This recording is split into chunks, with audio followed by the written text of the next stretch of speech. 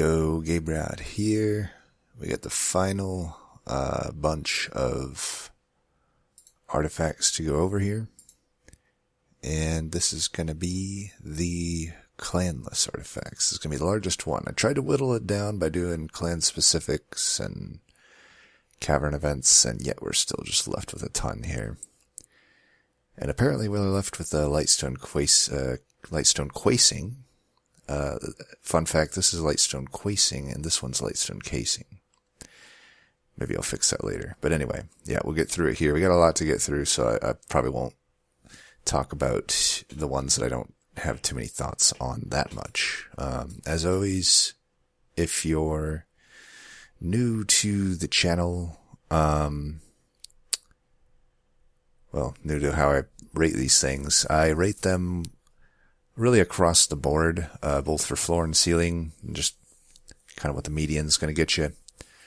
And also, and that'll make something, if something's generally only useful if I see it in like ring 1 or 2, but it's like utterly useless if I see it past that, looking at you, advanced prototype, it probably can't make the S tier, even if technically, if I saw it in those first 2 rings, it's like S tier.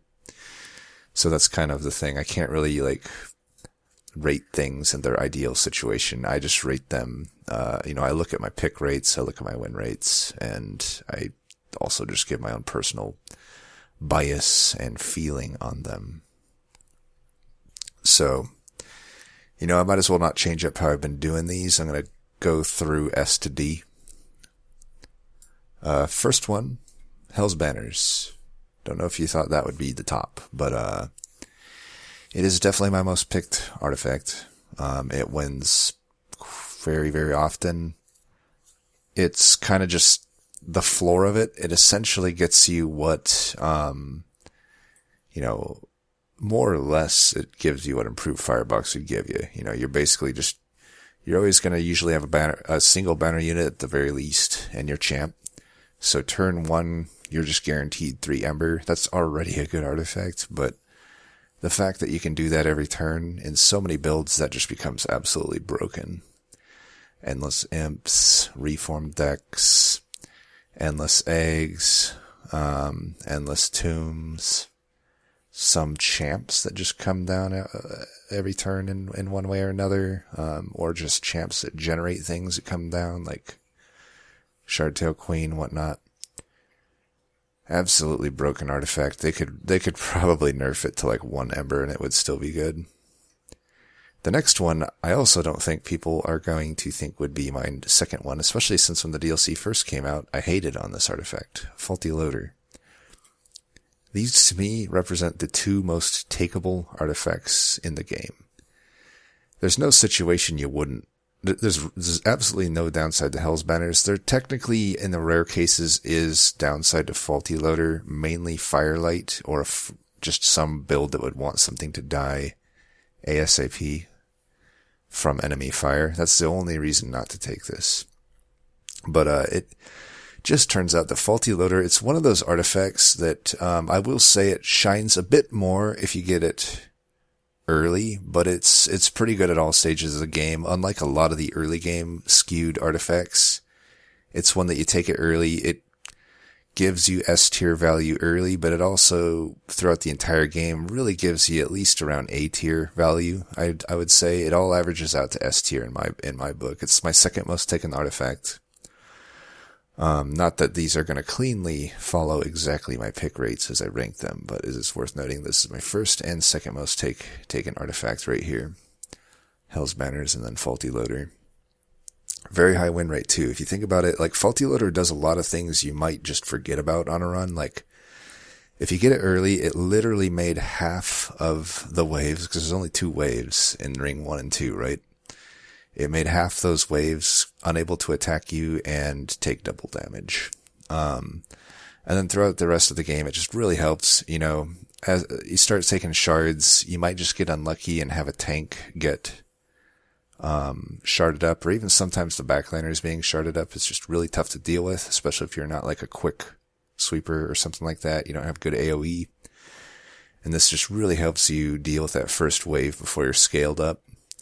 But more importantly, it also, well, not more importantly, but, somewhat equally as importantly, any sort of waves and bosses that have those Scourge Shufflers that come in, it immediately dazes them, but it dazes them for 3 whole turns. So like, that normally you would have had, if you couldn't have dealt with it, that would have been 3 draws that were killed for you and 3 Scourges that you'd have to deal with that now you don't have to deal with. So for just all of that, it's so good. And there's also enemies that have like resolve triggers and whatnot that it can prevent. Really, really, really good artifact. Cheater's Hand. Now this one, I'm going to give you the key to this one if you don't find it good, you're using it wrong. This is not a draw artifact. Let me repeat that. It is not a draw artifact, even though it has draw 1 attached to the text.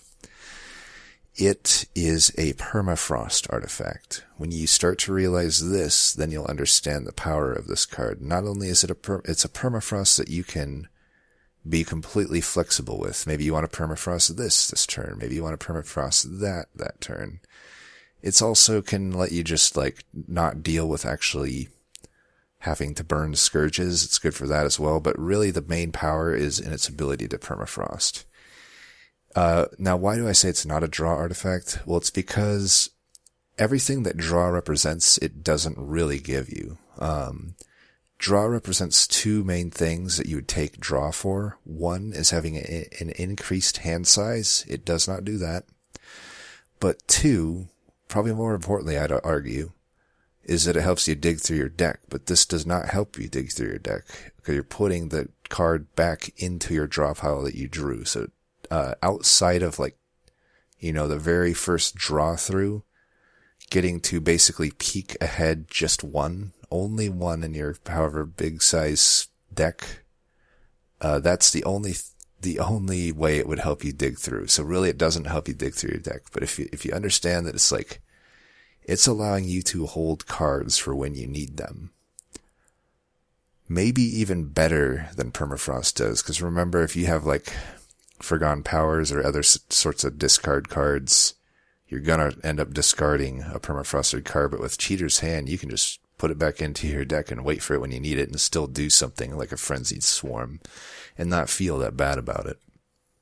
Super, super powerful. Also really helps with like builds that have expensive units like Lodestone Totems or Keeper of Echoes that are really hard and awkward to get out, or if you need to overstack and you need to like hold certain cards to play them at the right point.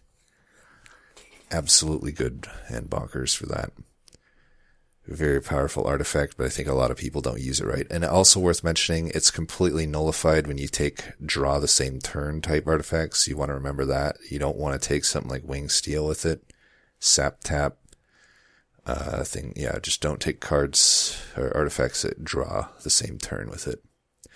And the next one, this one was hard for me to evaluate. I wanted to kind of put it in A tier, but I feel like it does represent S tier value typically. That's Pyrostone Housing. Now, if you've seen my pathing guide, I think the caveat here is you want to really make sure that just because you have this, you don't force yourself to take Merchant of Steels that aren't really good on the map. And similarly, you might not want to take the artifact if you look ahead and don't see good Merchant of Steel sort of paths ahead. From the majority of them are like basically Pyre Health and Gold, and you're only looking for like multi-strike or something. This isn't really going to help you that much. Only helps you if you high roll into a bunch of multi-strikes, I guess.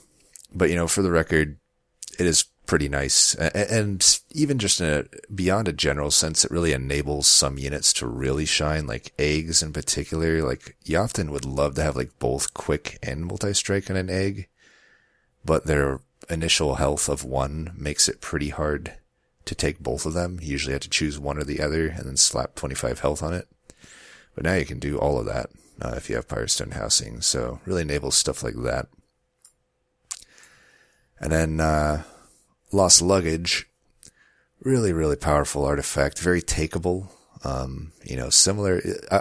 I think Cheater's Hand is generally takeable, but it has, situations where it might not be good for your deck. Same with Pyrostone Housing, but I think all of Hell's Banners, Faulty Litter, and Lost Luggage fall under the super takeable category.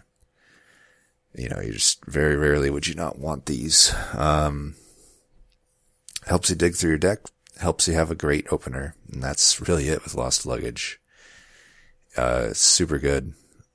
You could probably never go wrong with taking it if you're curious about the choices that you're given. If you see a Lost Luggage, it's really not going to be ever a bad choice to take it. And then this one, Light's Gift, it's not going to have quite the take rate of these first 5 for me. You know, there are some runs where just something else will help you more, but my God, Light's Gift is such a godsend on so many runs.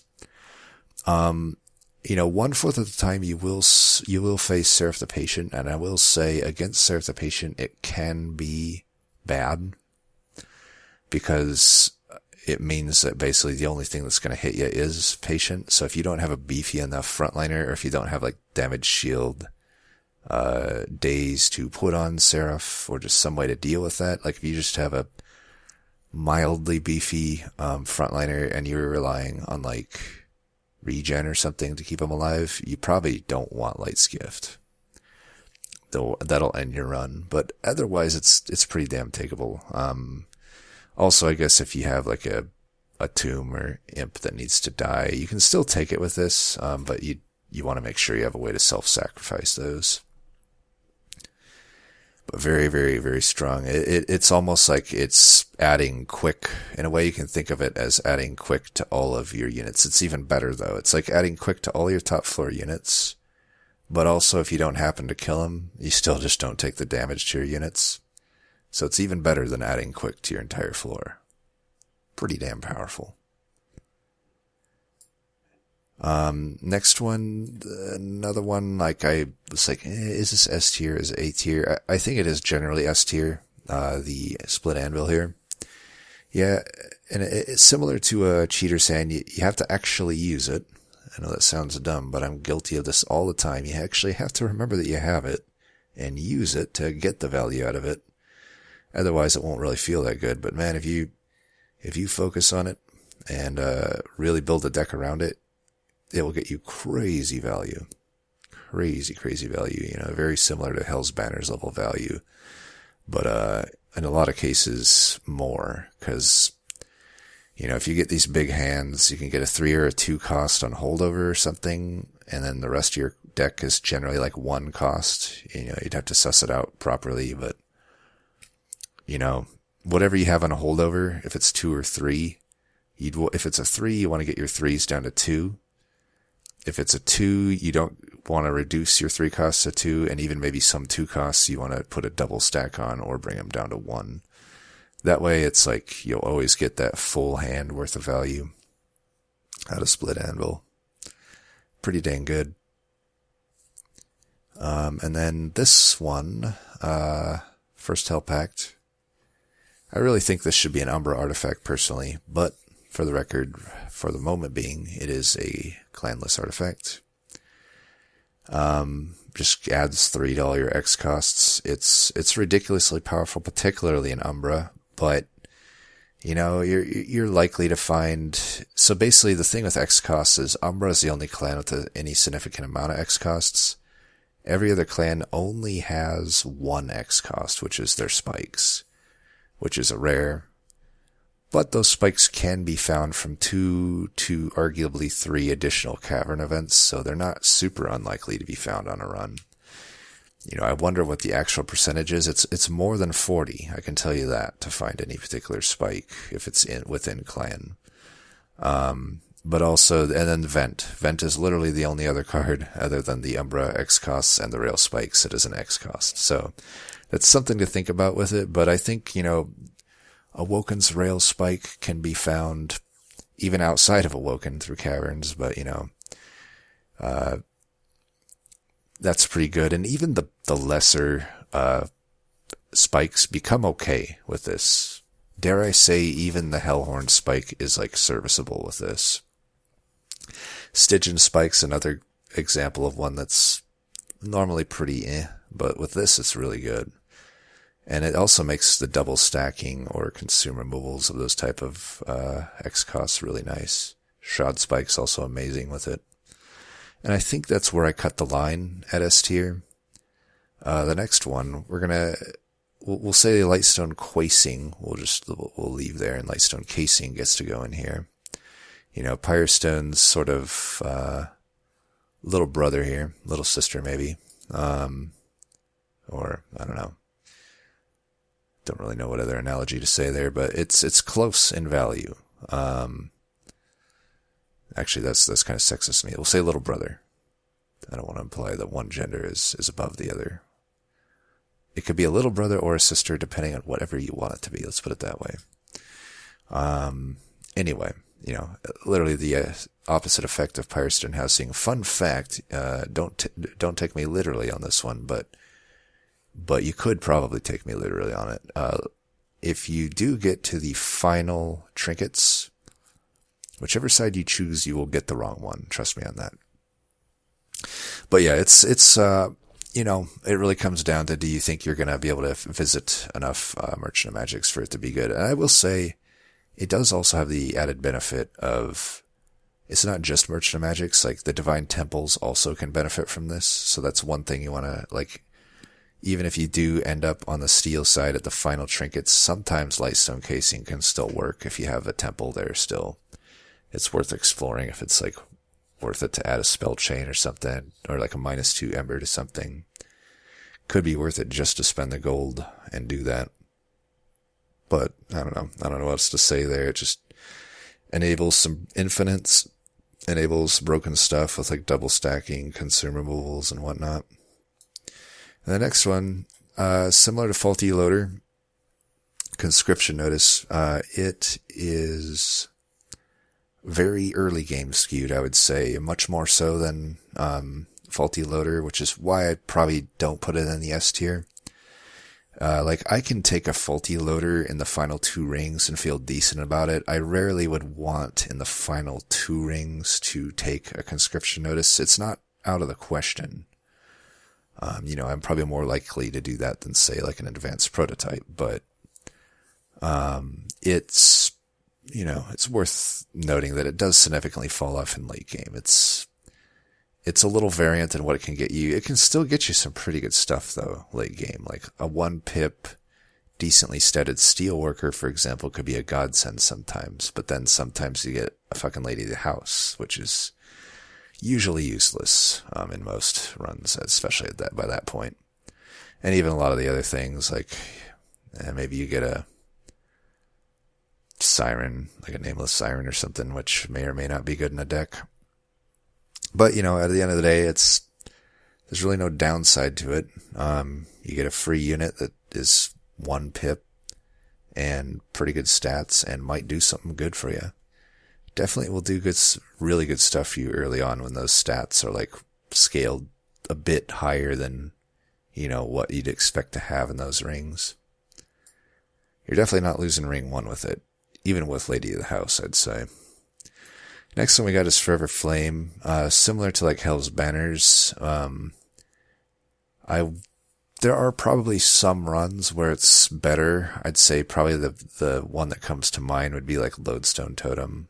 I think Lodestone Totem is probably easier to play with this Forever Flame, but you know, either way, I think generally Hell's Banners is going to get you more. Forever Flame, a lot of the time, just it might not do much for you. Like, there's a lot of runs where you just have your champ, which is already 0 cost, and then like a 1 ember banner, and that's it for units. And in that case, all it did is save you an ember on the first turn, which, I'll be honest, isn't that bad of a deal. Like, in the grand scheme of artifacts, that still is, I don't know, maybe C to B tier of value, but in a lot of runs, it can be pretty crazy. Like, you know, you can get like your Transcendence down to 0 cost. If you're doing any sort of endless shenanigans, it's pretty good. Rare that it's like just better to skip than take a Forever Flame, but I don't really feel it's really on the typical level of S tiers. It's often giving you like C tier value, I would say, but also often giving you S tier. I think it averages out to about A tier. The next one is wing clippings. I think if Wormkin didn't exist, this would be S tier, oddly enough. But like Wormkin needs the etch triggers a lot of the time, but B, it also just needs cards to actually go into the consume pool. And that is literally, I think, the only reason it's not an S tier. It's because, significant, if you're doing random, you get Wormkin enough that wing clippings, I really think it's borderline untakeable with Wormkin. It's not 100% untakeable, but I'd say if I were to pull a number out of my ass, I'd say like 9 out of 10 runs with Wormkin involved in any capacity do not want to see wing clippings. Also, some Hellhorn runs wouldn't want to either, because you might be needing a Impish Scholar on Endless. For me, it doesn't come off that much, but it'll come up sometimes. But we're really talking about the negatives there. Like when it's in all the other runs, it's amazing. It's a pretty hard counter to Diligent. In general though, it makes it so you don't really need to like purchase, consume upgrades. You're getting it 50% of the time, or remove consume upgrades or whatever. You can add Surge Stone to spells and just see them keep coming back with a ton of damage on them. Things like, Ember, a lot of Umbra cards like Ember, what do you call it? Whatever the one that, Ember Cache, I think, can actually be pretty wild with this one. Can set up some pretty crazy plays there. But yeah, wing clippings, pretty good. But not always takeable. Capricious Reflection, also one pretty good, not always takeable. So I did talk about how like Faulty Loader, I really hated it when the DLC first dropped. It just seemed underwhelming, and then I came to absolutely love it. I've kind of gone in I wouldn't say a whole 360 with Capricious Reflection. I mean, I'm still rating A tier, but I think also when the DLC first dropped, I hated Capricious Reflection. I was like, oh, this just seems like one of the few artifacts in the game that could just be so actively bad. But then when you take it a few times, you realize, oh my god, it's like usually getting me the like expensive upgrades like Multi-Strike and Permafrost, Double Stack, Holdover, even just a simple Ember reduction. Just having it come with it is amazing. And what I will say is I think there's a long time I just felt it was potentially the best artifact in the game, but I've walked that back a bit. I think it's a pretty risky thing to take before you have your banners figured out. And even just your ring 1 through 2 units, especially if you have Hellhorned or Melting Remnant. There's nothing much more sad than seeing like a Fledgling Imp or a Molten Encasement with large stone on it. And conversely, there's nothing much more sad than not being in Melting Remnant and then getting a banner unit with Burnout 1 upgrade on it. That's just horrible. Or getting 2 banner units with Burnout 1 upgrade, which has definitely happened to people I know. Luckily, it hasn't happened to me, but even then, just a lot of times you don't have slots to really spare on banner units, and start filling them with things that aren't really good enough, so to speak, like Battlestone and whatnot. I know a lot of people love the Battlestone, but it's just the one that I thought of. Anyway, it's risky, I think, before like ring 3 or so, but then it's also obviously one you hate to see, like the final 2 rings. But if you can get it, I think if you can get it like right after ring 3 is the most ideal point. But through ring 3 to 5 is a good time to get it, I think, and then you're gonna get pretty good value out of it. Wing Steel, this is one I've hated on a lot. I've come to realize that it is pretty good. It's one that, if you can believe it, it used to draw 2 a turn. It was absolutely god tier at that point, but who knows? This might actually go to my S tier eventually. I still think it's a tough one though. Like, you really run into, issues similar like Split Anvil and Cheater Sand, where if you're not playing smartly into it, you you're hurting yourself. You're not getting the value that you could get out of it. It's definitely a good candidate to take an Ember upgrade when you have Wing Steel. I guess my criticism of Wing Steel has always been that with things that draw on the same turn, you generally want to draw first. That's like rule number 1 of card games. But it does turn out that if you have a thin enough deck, or especially if you have some way to just have a little bit more prediction of what's coming up, it's not too bad to draw at the end of your turn. Where it can bite you, though, is like if you just draw into like an expensive card that was key to your game plan that you now have to cycle all the way back through your deck to find. Luckily, though, even though that's the downside of it, it does give you an upside of being able to, cycle back into it faster since you are drawing an extra card a turn. So it essentially pseudo just represents a draw upgrade, even though it doesn't draw necessarily the point that you'd want to draw.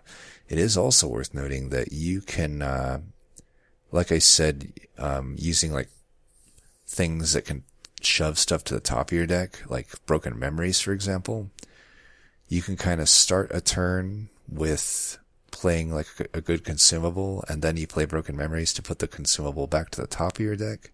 Then you play just whatever other card, and then boom, you get that high value consumable back, and you can play it twice per turn if you have like a spell chain Broken Memories. In the distant future, I'm queued up a lot on this the no reload all crown challenge I'm doing, but you'll eventually get to an Echo Right run where I do that, and it's pretty nice. This one is probably one of the most situational we've come across so far, which is Iron Drop Cage. I think the thing is, with the introduction of Old Magic, it becomes a lot more takeable, thus putting it into the A tier. And obviously, if you can utilize it, it's S tier. It's potentially the best artifact in the game when you can use it. But I think of all the artifacts up here so far, it's the one you're most likely to say you speculatively take it. You very well may just end up getting 0 value from it. It happens. But it is one where if like the artifacts alongside it technically do something for me, but they just don't do much for me, I might just speculatively take this and hope to draw into either an Old Magic at a cavern, or alternatively, if I'm not Wormken, because Wormken's the only clan in the game that doesn't have Ascend or Descend. One of their many faults, I would say. But, if you're, every other clan has something at the uncommon, or in Stygian's case, rare tier that does Ascend or Descend. And, you can find them, and, it'll do some serious work for you. It's no joke turning just any of these cards, which are honestly usually mediocre, right? Like I find something like Restoring Retreat pretty mediocre, but now it turns that into a tiresome climb, which is very good. And then the final one I'm putting in the A tier is Improved Firebox. It's a weird one. It doesn't necessarily feel that good a lot of the time, but I do put it into the just generally pretty takeable tier of things. It's not a super situational pick, but I do think it situationally can be broken. With the introduction of the intrinsic upgrade in particular,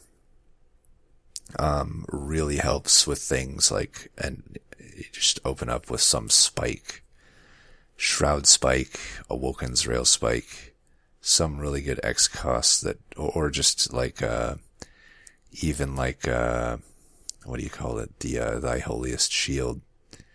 You can do absolutely broken things, and it just wins you the game, turn 1 guaranteed with the intrinsic upgrade.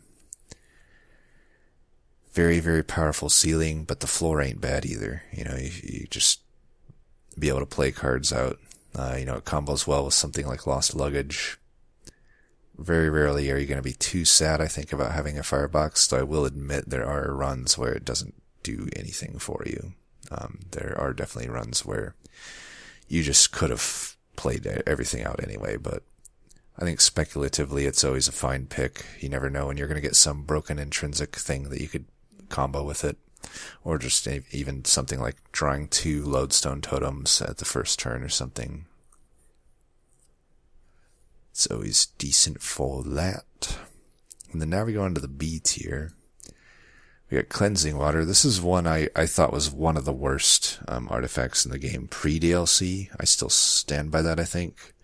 And then post-DLC, there was a time I was kind of thinking it was S or A tier. I've kind of walked it back to B tier, though. I think we were just all really scared of spikes for a while, but then we kind of realized it's just the spike channeler that you need to kill, and it's only in the divinity fight, really. And most decks can find a good, consistent way to take care of those if you're building it right. So otherwise, it is still nice to have, 50% of the time. There's a lot of spell shield in the game still. A lot of it, especially with the divinity. I don't know why they needed so much spell shield in this game, but for the record, a lot of spell shield, still a lot of spikes, so I would never say it's bad, but I do think it's a pretty overrated artifact. I think it's a little unreliable. Like, it's interesting to compare it to like the silence one, because I can't really pinpoint why the silence one is just more reliable. I mean, I know it's math-wise, it's just same, it's 50%, but it's like something about the way that the impact of when the silence one hits is so much more impactful than when Cleansing Water hits. Because usually, like, the waves that you would need debuff clear removal on, like, the whole wave just has it, right? They either all have spell shield or they all don't. It's rare that just one unit would have it. Same with like spikes. So you're likely not to get the entire wave affected. So it's like, it just kind of sporadically removes some. So it's like, you hit them with AoE and it's like, okay, I still hit some of them still get blocked. But with like silence, it's like, I won't silence all the Scourgers, but the ones that I do silence, it's like that basically took away their entire being. Whereas like taking away a debuff, it only just kind of helps you with killing the unit in most cases. It's like, okay, I did remove the spell shield. That may or may not be relevant. I removed the spikes. That may or may not be relevant. That unit's still going to do what it kind of was meant to do. But obviously the biggest high roll here is like removing the stealth from the stealth boss, Crystal Cloak. Even then, I don't know. I go back to just saying it's pretty easy to deal with that boss if you're properly preparing. Next one we got is refracting lenses. Tough one to evaluate, really. It kind of is like, don't really do anything for you in the battle, but it is just generally nice to have a fully healthy pyre, and generally if you have this artifact, that's what's going to happen. So it gives you leeway to have a few bad leaks and still live. It's not something that's going to really help you like beat a boss or anything, but it certainly can help to, beat, a lot of decks cannot deal with the waves of divinity. Just doesn't happen for whatever reason. Maybe you just don't hit on what you needed to hit, and this can maybe make or break that run. You can survive at 140 health, but without this, in a lot of runs you might have had only like 20 to 30 health, especially if you're leaking a lot. And on the other side of the spectrum, you have rationing scales, which is kind of the opposite. It's like, okay, this one will kind of go against your pyre. You're not allowing yourself much leaks here. Early on you are. If you get it like early, it makes it so like ring 1, 2, and 3, you can afford to leak a bit and it doesn't really hurt you. But later on, it's like, okay, usually you would have been above 50, typically I find, and it's locking you into 50 health, but giving you gold, so that's the trade-off, right? I've gone back and forth on this. I initially hated it. There was a period I did like it a lot. I've kind of walked it back now. It's lost me a few games, and it made me just think up twice about taking it a lot. I think that pyre health isn't always just a resource that is meant to be spent. Let's put it that way. I think pyre health can definitely be a resource that should just be held on to and saved for divinity. Quill of the Traitor, is that what the name of that one is? Whatever it is, it's the one that does 30 damage per consume. This is one that's probably better than I'm giving it credit for, honestly. It's just like, for whatever reason, it's not very sexy to me, so I often don't take it. But every time I do take it, I'm like super happy that I did, and I'm like, wow, this is doing a lot of work. Like, I could definitely see this actually being an A, maybe even an S tier artifact, but, you know, I think because of the lack of sexiness, the pick rate isn't quite, you know, where these A and S tier ones are. But, you know, for the record, just being able to damage stuff for 30, turns, you know, there's a lot of useless consumables that you get stuck with too, either just in your starting deck and whatnot. And turning them into things that do 30 damage can be pretty nice. Even, you know, it's really powerful early game, but even late game, you know, it goes through the spell shields. It can kill, like, the Wilt Wings that sit in front on that one wave, the tank wave. It's still gonna put in some work. And even if you have some spells that kill the tanks, it can then also finish, like, the Light or Shade Wings behind. It's actually pretty decent. It's probably better than B tier, but I put it there. So sue me. And then another one that might be better than B tier, but I don't know, just, I do feel like gold's kind of overrated, I guess, in my own personal playstyle. You'll never see me chomping at the bit to get Paraffin Thug or Wickless Tycoon. You'll never see me chomping at the bit to get Rationing Scales, which I guess is why I'm not chomping at the bit really to get Guild Marker, though I think Guild Marker's actual true value just actually comes in its ability to remove a lot more cards in a run. It drastically reduces the cost of removing cards, especially if you're removing a lot of them through gold. And obviously it's nice to be able to buy, you know, additional artifacts and upgrades at reduced costs, but I find that may or may not actually account for that much gold on a run compared to just how much gold you save on the removals. But I think my problem with this one is it's one of those, like, delayed benefit artifacts. You're often wanting to take an artifact that just helps you immediately. A lot of times I'm in dire straits and I need help, and this is not going to give me help with the next fight. It's going to give me help like 3 fights later, usually, I'd say. It's like generally when you get to see the full reap the full benefits of it. So it's almost like a win more artifact if you think about it, but not always.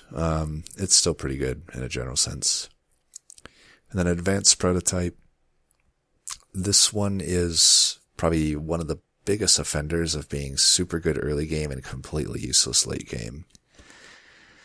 You know, I've gone away from super early removals of Train Stewards, because generally they do end up being pretty useful against something like Stealth Boss, so I'll still might remove 1 or 2. It just depends on the situation, but even so, I find that, like, past ring, like, it's mainly a ring 1 artifact, honestly. 2, I might take it. It has to be obviously a Divine Boons if you get it there, but mainly it's a ring 1 artifact. If you find it ring 1, it secures, like, your first 3 rings, and it's amazing, and it certainly still helps with, like, rings 4 through 5. I think by the time 6 rolls around, they've become relatively useless typically, but, definitely not when you want to actually see late game. Even if you had stewards, like I said, they're just not that powerful by that point. But more than likely, you just don't even have any stewards in your deck at all, so the take rate, it doesn't end up being that high because it's just one you only want to see early, and it's hard for me to really say it's an S or A tier artifact when, even though it gives you S tier to A tier value in those first few rings, it's completely useless past that. The next one, this is one of the most, it's even more volatile than volatile gauge, I'll say. Sketches of Salvation. It's a volatile one, alright. Sketches is just one of the, some of these artifacts are like an archetype of their own, and you have to figure out how to build around them to really use them. I would say Sketches is definitely not one that you would always take, but it sure is S tier when it works. Let's put it that way. But I think it's more often than not, something that you should skip, I would say. But, if you're playing a build where your champ is self-sufficient or you don't care about your champ, it can be pretty good. Because obviously it's going to be outside of like overstacking through ascend or descend, you're not going to be able to protect your champ / get your champ onto the floor. I guess I don't need to talk too much about Sketches. You know what it does. It's susceptible to haste, but there's a lot of ways around that. Consistent killing of the hasters, or also just not removing a bunch of units so that you still have some units that don't get pulled by Sketches that you can play on the other floors is usually how you deal with that. And then you go hog wild past ring 4 because there's no more hasters, and you can just whittle it down to the 4 exact units that you want, and then you're going to be in a pretty good position. And then we got, speaking of Volatile Gauge. I think it's one of the more underrated artifacts in the game. Obviously, the old version was absolutely broken. They nerfed it quite a bit. But I think it's pretty damn takeable in Umbra and Hellhorn, especially if you got both of them together. If you're any version of having both Hellhorn and Umbra together, I would say an early gauge is almost a free win. Now, conversely, if you see something like Wormkin, I would say steer clear of it, even if you are comboed with Umbra and Hellhorn with Wormkin, because Wormkin just has too many 0 costs. It really does not play nicely with Volatile Gauge. And then the other clans, it's a toss-up. I would say usually you want them paired with either Hellhorn or Umbra to justify Volatile Gauge. But that's not completely out of the question. The big thing with Volatile Gauge you got to remember is it has a lot of situations it can be good in. Like, for instance, Conduit, Tethys Conduit, you'll still get these cost reductions on your spells, which makes going full Conduit actually really beneficial. If you draw an extra 3 cards a turn with Volatile Gauge, that's a crazy incant deck. I'd go so far as to say that no incant deck could really top that, at least by late game. But even other things, like some decks, it's just like some of these decks just want to find, say, an endless imp and play it, or an endless tomb and play it. And if you have that, your champ and like a banner unit, you're good. That's all you want to do. And then maybe play some other spell every now and then, something like a ritual. Volatile is great for that. You're just drawing through your deck so fast, and you don't even care if the cost came in at 3. You just play that and that only on that turn, and you're good to go. Generally, when you do take Volatile Gauge, you want to take Ember upgrades. So, at least a single Ember upgrade. Usually I'd do double Ember upgrade. Also, the Cavern event that adds Vengeful Staff is a must-have with this one. Don't be too worried about taking a little bit of damage from Vengeful Shards. Also, Split Anvil convos quite nicely with it. But yeah, a Volatile Gauge, I like it. I think it's spicy. It keeps the game interesting. Yes, it's frustrating, but you're playing a card game. It's meant to be frustrating at a certain point, right? I'd say in the grand scheme of card games, Monster Train is the least frustrating game I've ever played. I get a lot more angry at like Hearthstone or Slay the Spire. Those seem a lot more RNG festy. Now we get to the C tier. We have Hammered Chest Plates. I find this one similar to Advanced Prototype, where it's really just early game skewed. It's not even as impactful, I'd say, because you're only adding survivability. You're not adding actual ability to kill the enemies, so your pyre health isn't really going to typically be any more happier for it. But one advantage I would say it has over Advanced Prototype is it does have some synergies outside of that might make it takeable at all points of the game. So like Tethys just adds some extra health, so it might be able to survive a round of sweep or spikes or whatnot. Well, Primordium loves it, especially if you have some points into Stalwart. That's however many points of Stalwart times 5 HP that you just automatically get from having this. But it can be detrimental too. It's definitely not one that's just always takeable. Like if you have tombs or imps that you're, like a welder helper is a good example. You're playing it behind your row, and the only way to kill it typically is to use torch or some other spell on it. Well, if you're going to add 5 health to it, now you can't kill it with torch, and you just fucked yourself over for pretty minimal gain. Let's be honest, by late game, 5 health in most decks is pretty minimal. But, for the record, just the general early game and a few high rolls for it, keep it out of the D tier, I would say. And right next to it, similar, Worn Grindstone. I don't know why Chestplates, I feel, is a little bit better than Grindstone.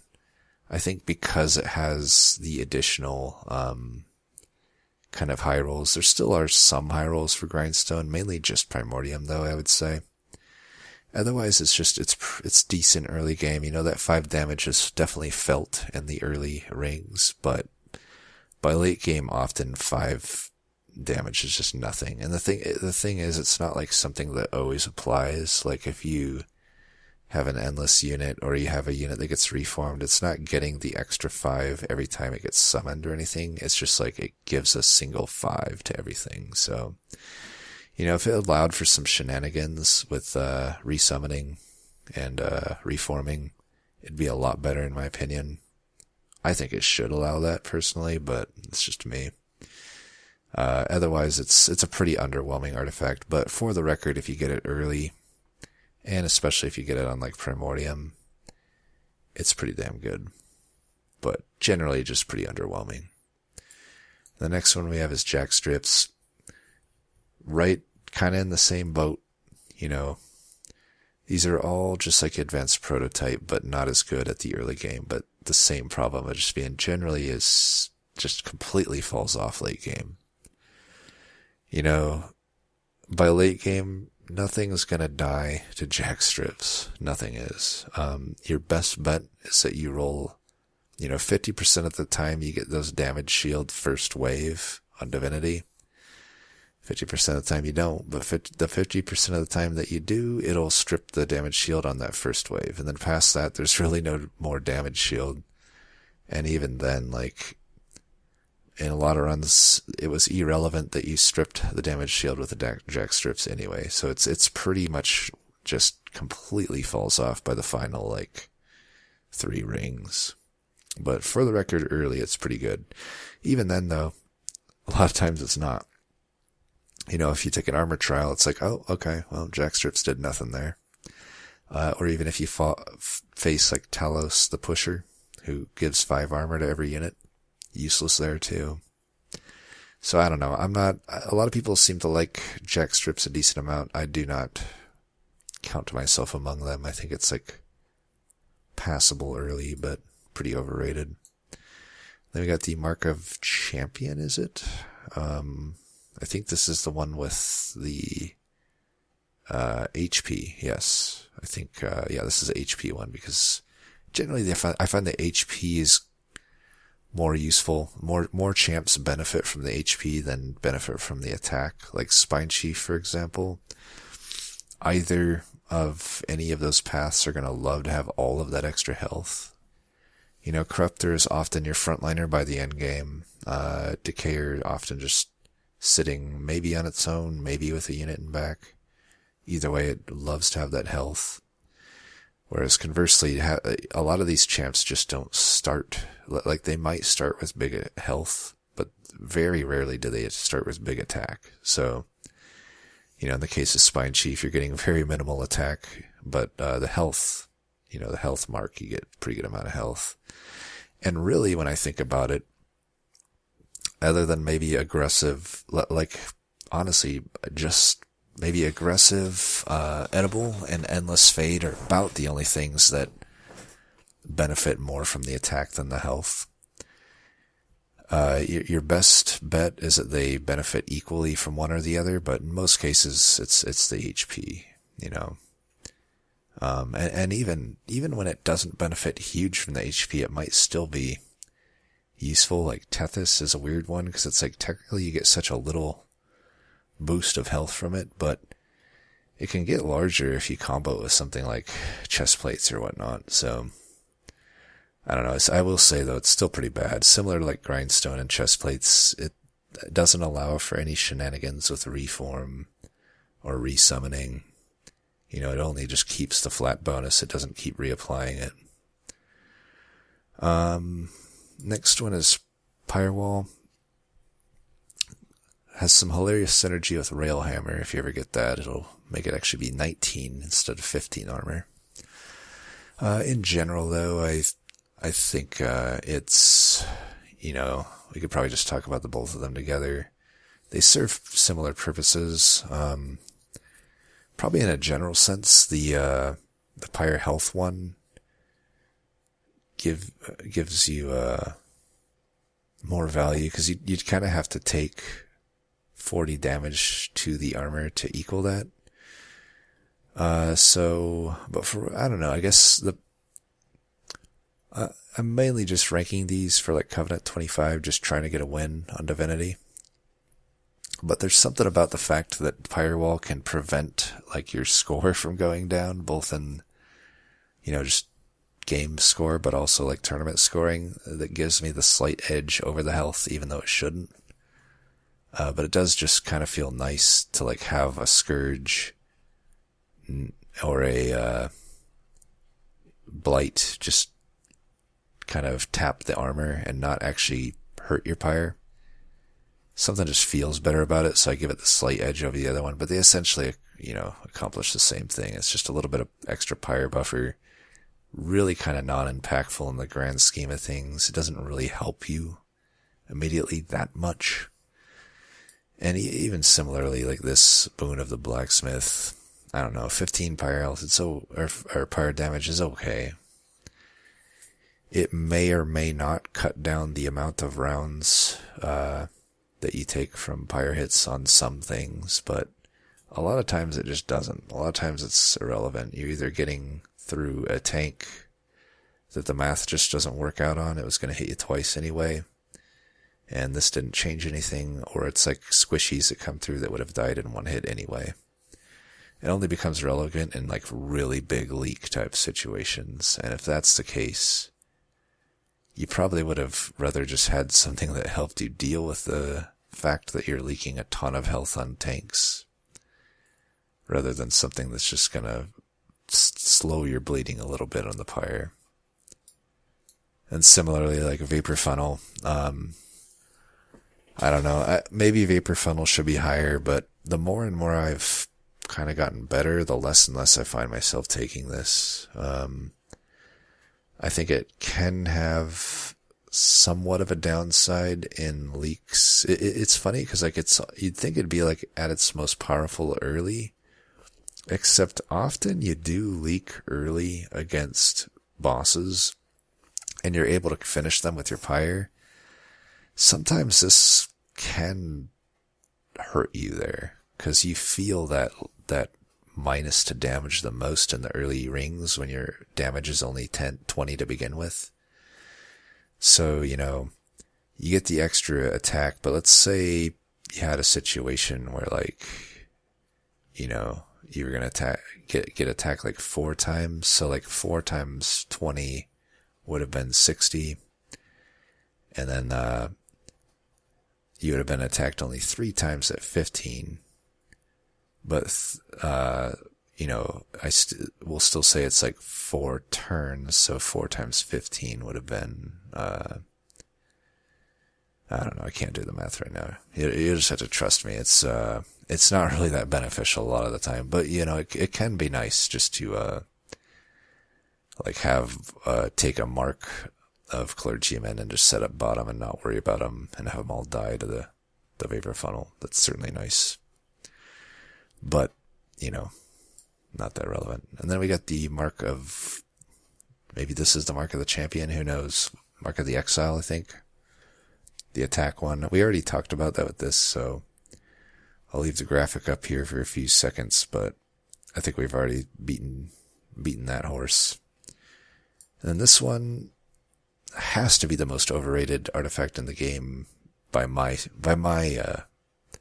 estimation. I mean, it's not like my evaluation is the de facto truth. You know, everybody's entitled to their opinions, but in my opinion, I think that the Blighted Existence, or whatever this is called, is just utterly one of the worst artifacts in the game. It does not counter it does nothing to counter the problem of scourges. Faulty Loader already does more against you in any scourge fight than this will do.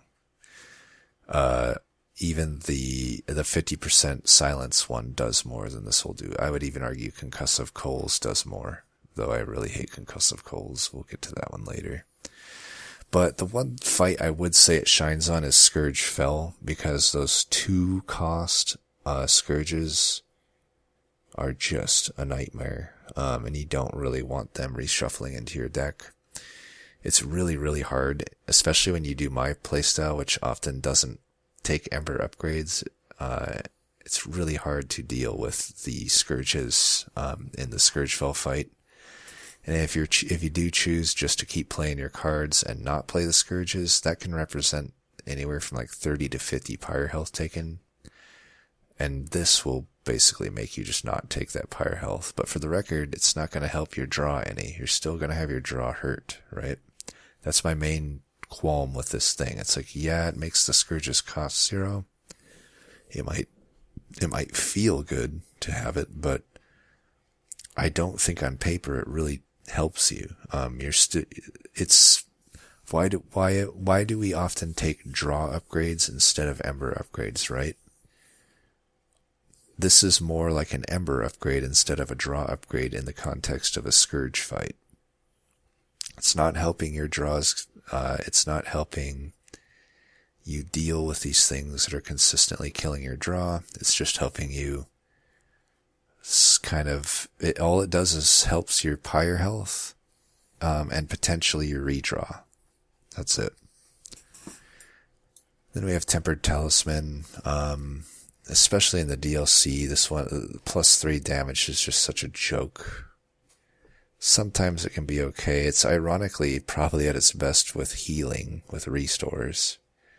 Then it turns them into like decent healing machines. But as far as killing enemies, it doesn't help at all in most cases. There's weird one-off situations where it's like, now I can add +10 Anna Piercing to an Unencumber Assault, and now it actually will kill things late game. So for that, it's not the Dead Last artifact, but man, I really felt like putting it in Dead Last. It is so bad. It really needs an upgrade. Just a flat upgrade, or also like that other idea that I was touting around of like having a certain shard amount on a lot of these crappier artifacts that unlock, like once you get to that shard amount, it unlocks like a better version of it. I think it'd be a great candidate for that. Because in the sharded up world, 3 magic damage is an absolute joke. Golden Vault, this one might be worthy of something higher than D tier, but I don't think so. It just feels horrible. It's probably the most unfun artifact there is, to me, in my opinion. Like, I don't want to lose gold. Especially if it's just little chip damage. That just feels horrible. Technically, there have been runs once in a blue moon where this saved my ass, but I don't know. I think you got to be in pretty dire straits for Golden Vault to be the thing that saves a run. It can happen, but I feel like I can count on one hand the times in all the hours I've played that's actually been the case. I think in most cases it represents turning it's just too much gold to pay. It's like would you pay, like let's say you had a cavern event, would you pay 25 gold to get like 5 pyre health or 10 pyre health even? Would you just do that? I don't know, maybe sometimes, but I generally would say no. And then Wing Steel, another one that's just so unimpactful. It's at its best early, but even as an early game artifact, it's like weak. And as a late game, it's utterly useless. Like, ooh, we took off 1 damage from the enemy. What the fuck? Like, what the actual fuck? Even pre-DLC, this was shit. This has always been shit. It is shit. It will probably continue to be shit. I doubt this one will ever be good. And I don't even want to owe it much more time than that. And then Concussive Coals, this one, ugh. It's so bad, but maybe it should be above the Blight one because it actually does kind of help. 50% of the time it at least makes that first Scourge Shuffler have 1 turn where they don't shuffle something in if you can't kill it. Still doesn't help it beyond that, but it is pretty hilarious to me that like Light's Gift is 100% chance and this one is 50% chance. I know Dusk has brought this up too, and I have to agree with him. It's like, dude, like setting up bottom is already harder than setting up top. And true, I guess sometimes enemies enter on other floors, but for the most part it's just the bottom floor that this Concussive Coals is really relevant to. So I don't know, the fact that Light's Gift gets 100% on the top floor, which as we've mentioned is easier to set up on, you're just setting up there and having more turns to scale, just sort of over the course of the whole fight, versus setting up at the bottom. These are just never going to hit you. Feels bad. And honestly, there's even some fights where you wouldn't want it, like where you have just things that want to die. But yeah, that's Concussive Coals, and then I probably should have made a tier altogether for this one, but Infused Mallet is my most hated artifact in the game. Hands down. I can't express to you in words how much I hate this artifact. It is the worst, and the few times I get trolled into taking it, I regret it every time. It's complete, like 25% damage, 5 damage is such a joke. Don't get me wrong, I love the devs of this game. They have made a great game. They're great people. But what the fuck, guys? I guarantee they have to be laughing at us when they designed this one. This one is so bad. Where do I even begin with this one? It's like, it can actively hurt you, particularly with sycophants, but also just in general. It's like some harvest setups, it really hurts you. It helps your own harvest setups. It's horrible with, like, you don't want to have to set up on bottom. But now it's like if you set up top, a lot of the time it might just hurt your harvests and really screw over that game plan. Even slays, some slay builds, it screws that over. It tends to just only work against you, I find. And like I said, 25% completely unpredictable what it's going to hit. You're going to see it. I did a run. It's queued up. I don't know, maybe a week or 2 weeks from now. I'll be on the lookout for it. I have a run where I take a Mark of Invasion into Clergyman, and I have this fucking artifact, and it does not kill a single one. So that's a little spoiler for those that made it to the end of this. Sorry for the spoiler, but my god. Just for that alone, it needs to die. It's the worst. And then, yeah, I put this one in twice, so it'll just lay down here. Well, we finally got through it, everybody. We got through all the artifacts. Let me know your thoughts. I'm sure there will be disagreements on this one. I have a few admittedly hot takes here, I'll admit, but it's all good. Also, if there's any tier lists that I haven't done, that you'd be interested in seeing what my thoughts are on, you just let me know. I'm here for the people. I am here for you. As always, thanks for watching, and until next time, peace.